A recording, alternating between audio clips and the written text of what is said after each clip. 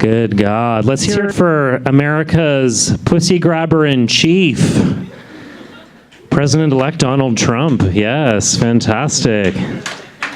How's everyone feeling right now? Best week ever, right? Been fantastic. I'm here because what you guys need at this point in time to hit a reset on your week is someone who can bring some positive energy to the stage, someone who's like the polar opposite of a Trump supporter. Not only am I Canadian, but I'm a big old gay Canadian. So wrap your mind around that. Yes. Now, Europeans, I suppose we have a lot of Europeans here in the room tonight. Yeah, now if you guys are scared about this whole Trump being elected business, imagine what it's like for us Canadians. Okay, you guys have an ocean separating you from these people. They are our neighbors. They are on our front doorstep. And actually, maybe you've heard 75% of all Canadians live within 200 kilometers of the US border. It's actually, we live so close to them that on a good day, when the wind is blowing the right way, you can actually smell the ignorance coming in over the border.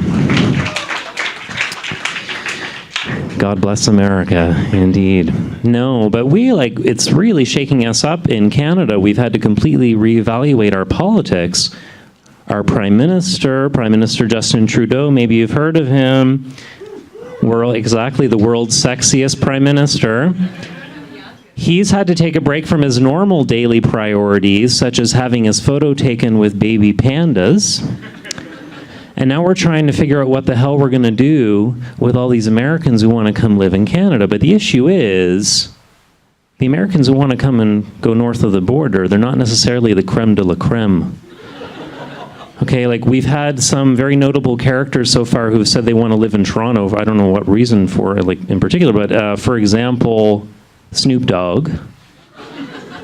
And another person is Larry Flint. Creme de la creme. Huge pothead and one of the world's best pornographers, richest pornographers. I'm personally a little concerned as Canadians because I don't think those guys would integrate very well into Canadian society. Can you imagine if they moved in next door to like Anne Murray and Katie Lang?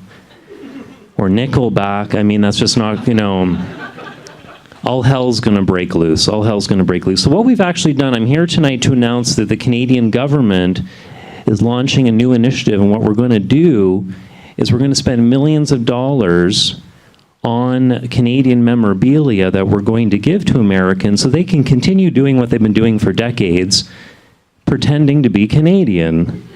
Right? That's what Americans love to do when they're traveling. Do we have any Americans here in the audience tonight? We do, I think. Hell yeah.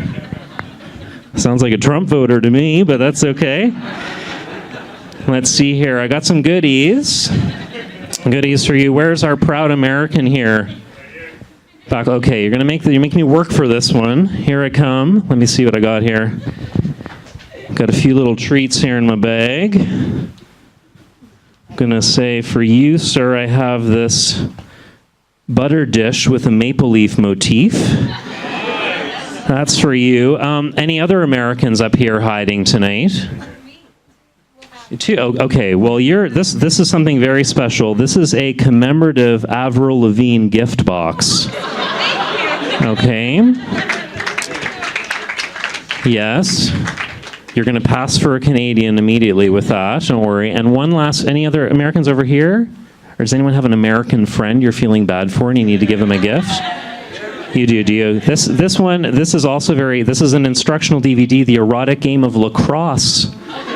Yes, lacrosse is actually our national sport. Yes, people don't know that. So I've told you guys, I'm gay, I'm Canadian.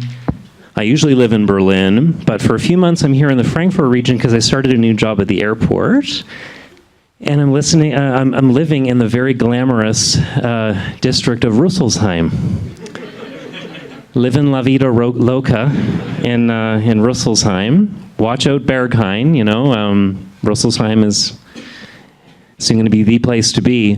But no, I was a bit afraid that I wasn't going to get this job, actually, because when I went for the interview, they told me I was too effeminate. Can you believe it? Yeah. 2016. I was in for the interview, and things were going super smoothly, I thought. I thought I was acing all of the questions, and all of a sudden, the recruiter flipped over his clipboard, and he said, "We're sorry, Mr. MacLean, this isn't going to work. Your hairstyle is too flamboyant for our company." This actually happened, and I just looked back at the man and I went like, double take, because pretty much what he was telling me was that I was too gay to work at an airline. Or to be more specific, too gay to be a flight attendant, which I did not know was humanly possible. But apparently I've reached some bonus level of homosexuality. I'm out in the upper stratosphere of queeniness where it's just me, Oscar Wilde, and Liberace.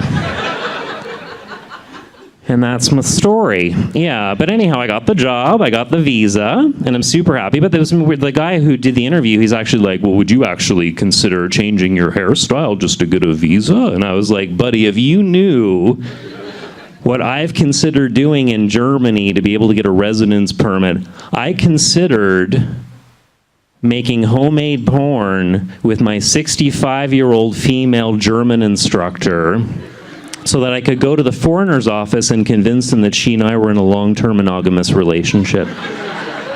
Letting my hair grow a few millimeters, not a big deal. Not a big deal. But is there anyone else here who has been through this whole visa stress in Germany? You guys are all like, you all hold Schengen passports, you bastards.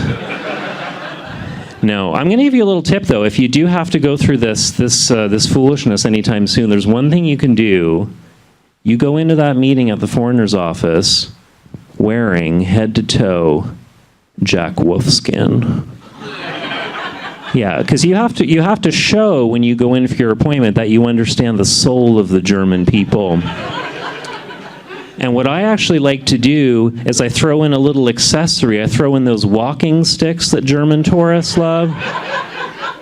You know, the ones that doesn't matter if it's a friggin' British Museum or like Sydney Opera House.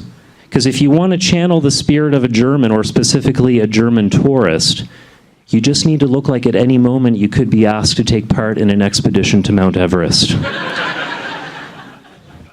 Love it here. Very happy. Of course, another option for staying in the country is marrying someone. Don't know, do we have anyone like one of these like Schengen, non-Schengen relationships here in the room tonight? You guys are very shy crowd. No, but the thing is, like, I've tried this a few times and it didn't work out with my German boyfriend, specifically because I don't handle that stage when you have to open up to your partner. I mean, that's really unfair as far as I'm concerned. And I was dating a German guy, and we were 3 months in. I thought things were going really well. And he called me out of the blue, and he said, "Ben, in 3 days, we need to go out for dinner, because I need to tell you something special about myself." And the emotionally intelligent part of my brain was like, this is amazing. This means our relationship is moving to the next level. Unfortunately, that emotionally intelligent part is only like 5%, and then the other 95% was like, no shit, no, we have to start being honest with each other.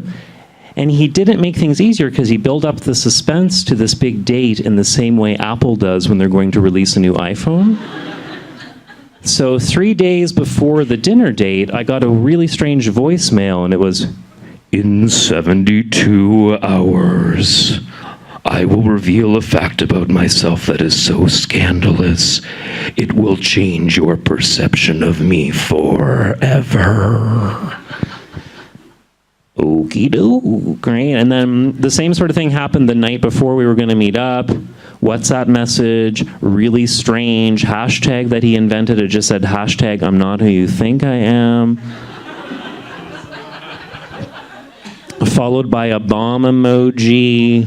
And I was like, holy shit, what is going on here? He's like into something really kinky or really twisted that I can't handle. Maybe he's a Tatort fan.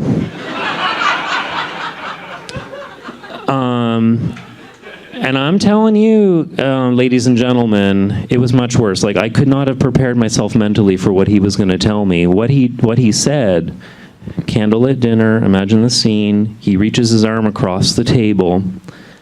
The words that came out of his mouth were so terrifying. He said, "Ben, I have to reveal to you, I'm a Tupperware salesman."